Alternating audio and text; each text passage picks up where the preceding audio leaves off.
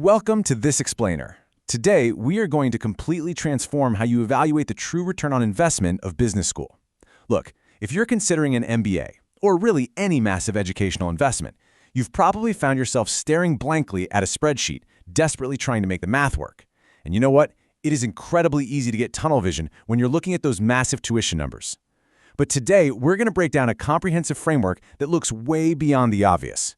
We're going to completely redefine value by exploring the 5 distinct pillars of MBA ROI, drawing directly from some of the sharpest analysis out there on career transitions. So get ready to rethink absolutely everything you thought you knew about measuring the worth of a degree. Okay, let's dive right into this, because asking how much will my salary increase after graduation is the absolute crux of the issue. This single, highly flawed question is exactly why candidates constantly reject excellent opportunities, or worse, overpay for the completely wrong programs. Now, don't get me wrong here. Your post-graduation salary absolutely matters, but treating it as the sole indicator of success, that's a massive trap.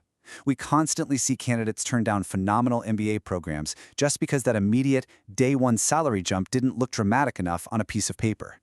And on the flip side, we see people spend enormous, totally unjustifiable amounts of money on an MBA simply because a specific school published a really attractive average starting salary. Honestly, both of those decisions can be entirely wrong.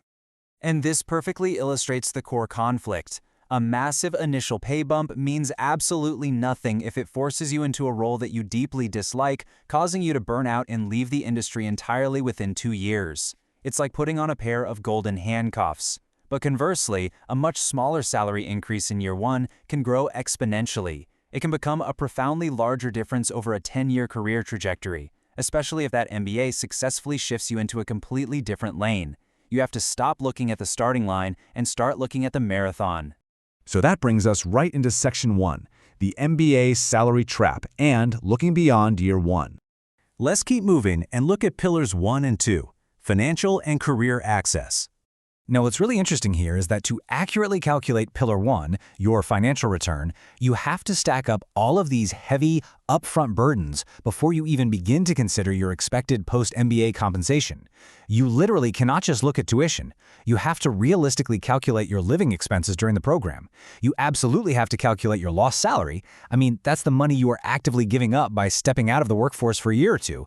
And whatever you do, you cannot forget the interest on your loans, because only once you have a clear, uncompromising picture of these total upfront costs can you actually start projecting that long-term career trajectory we talked about earlier. Which leads us perfectly into Pillar 2, career access. Actually, scratch the idea of a degree being just a piece of paper. Think of an MBA as a very, very expensive set of keys. You need to realize that an MBA provides the specific school brand, the geography, the alumni network, and the internship pipelines required to enter highly exclusive industries. We're talking fields like consulting, investment banking, private equity, product management, and accelerated leadership tracks. Some of these roles are virtually impossible to enter without the exact right pipeline. So you aren't just paying for an education, you're paying to unlock doors that are incredibly tightly guarded.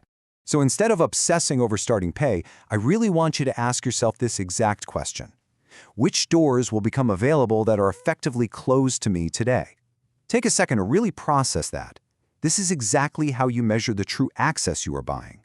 Because if the doors you want to walk through are already open to you without the degree, the ROI of that specific program instantly plummets. But if this degree is literally the only key to the room you want to be in, well, its value becomes exponential.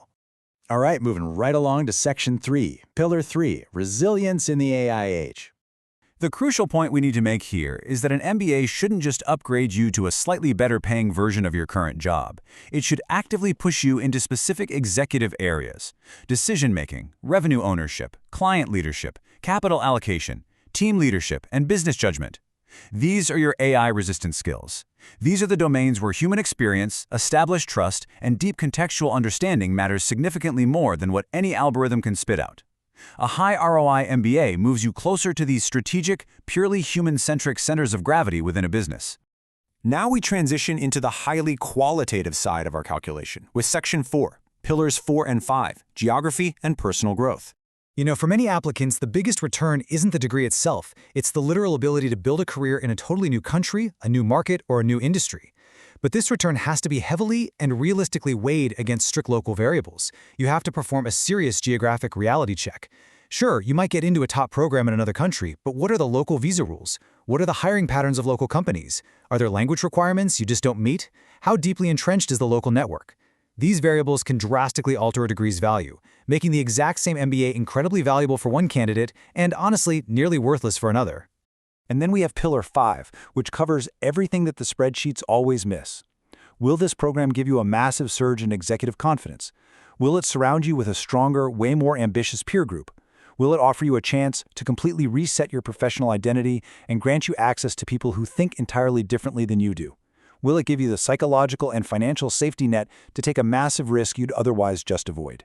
These benefits are incredibly real and highly valuable. But, and this is a very, very important but, these psychological benefits alone should never be used to justify paying any price at any school.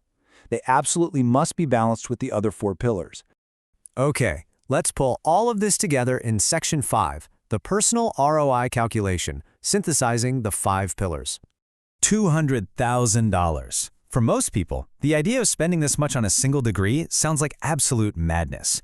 But if a specific program perfectly aligns with your long-term career trajectory, gives you access to a walled-off industry, builds your AI-resistant resilience, facilitates a critical geographic move, and triggers immense personal growth, then an astronomical cost like this can actually be an exceptional, totally life-changing investment. Suddenly, the math actually works.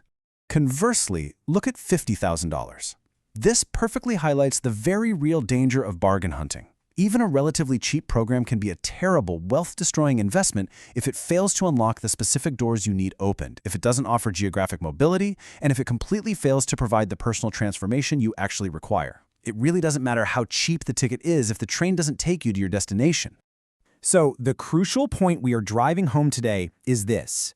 MBA ROI is deeply, deeply personal. You are not buying a piece of paper with a fancy university crest on it. You are funding a highly targeted career transformation. If the career change isn't realistic based on the 5 pillars we've just discussed, then the degree simply isn't worth the paper it's printed on. As we wrap up this explainer, I want you to take a screenshot of this question right here and be brutally honest with yourself. Is this MBA from this school at this cost for this career goal worth it for me? Don't ask what the school's average ROI is, ask what your personal ROI will be. If you can't answer that question confidently today, well, it might just be time to start digging a little deeper into your chosen programs before you sign that massive tuition check.